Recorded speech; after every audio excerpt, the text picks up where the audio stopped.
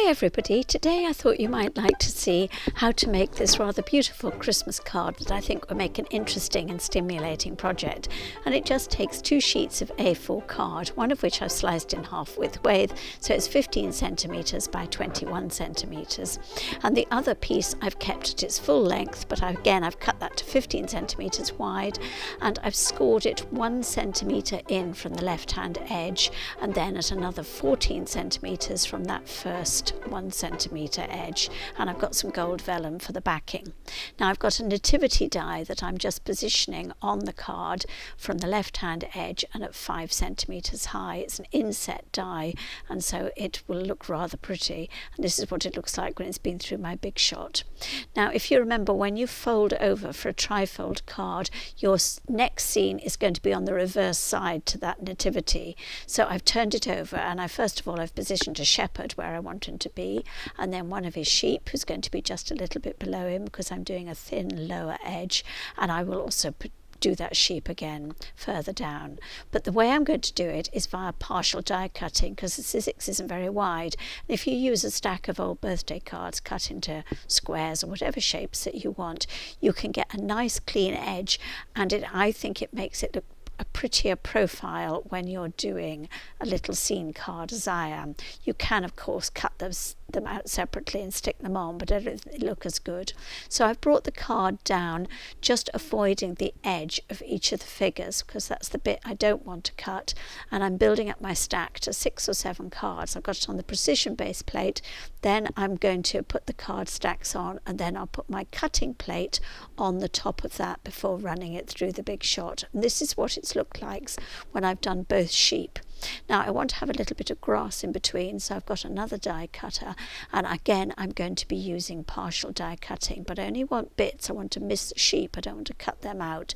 So I'm just getting that edge over the tips of the grass that I want, and I'm doing exactly the same as I did before, with the precision base plate, the card, the die, the stacks, the cutting plate, and run it through the Big Shot. And I'm gradually building up my scene, reusing that die, and I really quite enjoy this bit. It's fun playing about. It does look a bit messy at this stage. I've got little card stacks here because I just want to get that little bit between the sheep and the shepherd, and I'm using the points. And once it's done, I just have to trim it, and although you might think it looks a bit messy, it's quite effective when you've cut it out, as you can see here. And now all that remains for me to do is to turn over the card and fold that bendy bit in the front, which I'll fix later, and it'll look ultimately like that.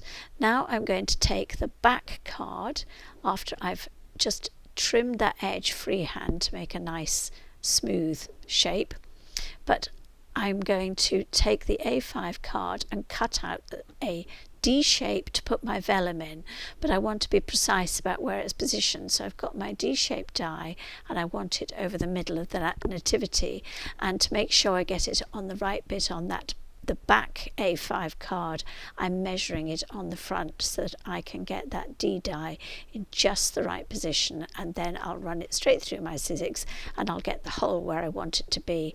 I'm going to cut another D shape, a bit bigger, of vellum, which I'll stick over, and now I'm just measuring for where my angel should be on that back card. So as you can see, I've got the trimmed edge of my card just done freehand, and I've got the angels where I want them to be, and I'm going to partially die cut them once again, but this time, because they're on the length of the card and not the width, I can actually do simple partial die cutting just using the edge of the cutting plate.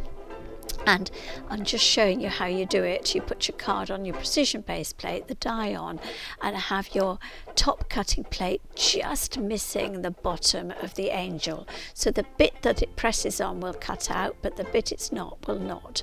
And I end up with something that looks like this. As you can see, I've cut a few little extra stars out. And all I've got to do now is stick things in place. So I'm using double-sided sticky tape, but you could use general purpose or PVA glue, whatever you've got to hand. I've folded over that scored 1 centimetre edge, put the tape along it, and then I'll just unpeel the wax paper covering on that sticky tape, and sometimes that can be a bit fiddly, but today it seems to be working quite nicely. And I will line up the back of the card and just fold it over like that, and then your card is complete except for making the bend. And I've got a simple cheat for this because what I'm using is some 1 centimeter velcro dots, which I think are easier because when you do them with card cutting and trimming, I end up putting instructions in the card on how to do it, whereas this way it's very obvious. Put both dots on together, and then I'm just pressing the bendy bit of the card on the top there just to finish it off. And there you are, you've got a lovely card that looks really beautiful, self-illuminated, sitting in a window. And it also looks equally good at night when you put a little tea light, an LED tea light, just behind that nativity scene.